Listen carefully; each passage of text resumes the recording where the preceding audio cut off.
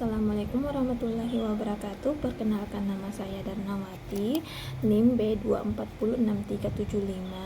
Di sini saya akan menjelaskan kembali tugas yang diberikan Ibu Susianti, yang dimana itu judulnya kebutuhan khusus pada permasalahan budaya. Kebutuhan khusus pada permasalahan budaya terdiri dari 6, yaitu 1. Pemilihan jenis kelamin anak, 2. Vaginal birth after Caesar, 3. Persiapan persalinan dan kelahiran pada kebutuhan khusus, 4. Perawatan anak pada ibu berkebutuhan khusus, 5. Promosi kenormalan pada ibu dengan anak berkebutuhan khusus, 6. Asuhan pada perempuan berkebutuhan khusus. Pemilihan jenis kelamin anak. Kehadiran anak laki-laki dan perempuan dalam suatu keluarga, khususnya di tengah-tengah masyarakat, memegang arti penting. Kehadiran anak laki-laki dalam rumah tangga masyarakat sangat memiliki arti karena laki-laki sebagai pemimpin. Oleh karena beratnya peran sebagai pemimpin, maka sejak dini anak laki-laki dibekali sebagaimana menjadi pemimpin kelak dia dewasa. Sedangkan kehadiran anak perempuan di tengah keluarga yaitu hanya akan menjadi ibu rumah tangga.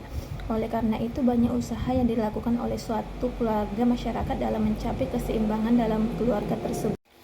Vagina birth after Caesar, yaitu persalinan per vagina pada seorang ibu hamil yang sebelumnya mempunyai risiko sesar. Indikasi kriteria seleksinya adalah berikut: 1. Riwayat 1 atau 2 kali sesar dengan insisi segmen bawah rahim. 2. Secara klinis panggul adekuat atau imbang fotopelvik baik.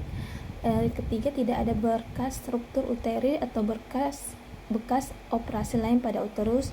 4. Tersedianya tenaga yang mampu untuk melaksanakan monitoring persalinan dan seksi sesarae emergensi. 5. Sarana dan personil anestesi siap untuk menangani risiko sesar darurat. Persiapan persalinan dan kelahiran pada kebutuhan khusus terbagi antara 3. 1. Pemilihan konsultan kesehatan yang mengetahui disabilitas pasien. Pastikan konsultan kesehatan terpilih adalah konsultan kesehatan yang mementingkan kondisi kesehatan secara menyeluruh, bukan hanya terfokus pada keadaan disabilitas saja. Pilih konsultan kesehatan yang memiliki sikap perhatian, cepat tanggap, dan terampil. Kedua, sertakan asisten rumah tangga yang terampil. Asisten rumah tangga yang terampil akan sangat membantu saat penyandang disabilitas membutuhkan pertolongan menghadapi proses kehamilan, melahirkan secara pasca melahirkan. Pilih asisten rumah tangga yang dapat menemani sepanjang waktu dan siaga. Utamakan asisten rumah tangga yang dapat berpikir kritis dan mengambil tindakan cepat untuk mengantisipasi setiap keadaan. Periksa keadaan rumah sakit atau kondisi tempat melahirkan. Periksa penyediaan aksesibilitas di rumah sakit atau tempat bersalin. Pastikan terdapat ram atau bidan miring untuk tempat berjalan, kursi roda atau pegangan yang dapat digunakan oleh pasien dengan disabilitas. Perawatan anak pada ibu berkebutuhan khusus terbagi antara 2. 1. Dukungan keluarga dan komunitas. Keterlibatan keluarga dan komunitas sangat penting dalam mendukung ibu berkebutuhan khusus dalam merawat anak mereka. Dukungan ini dapat berupa bantuan fisik, emosional, maupun informasi yang relevan. Keterlibatan aktif keluarga dapat meningkatkan kemampuan coping ibu dan memastikan anak menerima perawatan yang optimal. 2. Edukasi dan pelatihan. Memberikan edukasi dan pelatihan kepada ibu berkebutuhan khusus mengenai perawatan anak dapat meningkatkan kepercayaan diri dan keterampilan mereka. Materi pelatihan harus disesuaikan dengan kebutuhan spesifik dan kemampuan ibu, serta mempertimbangkan aspek budaya dan sosial yang relevan.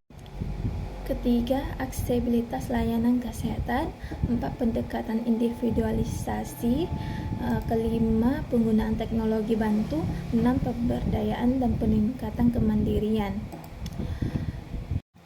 Promosi kenormalan pada ibu dengan anak berkebutuhan khusus.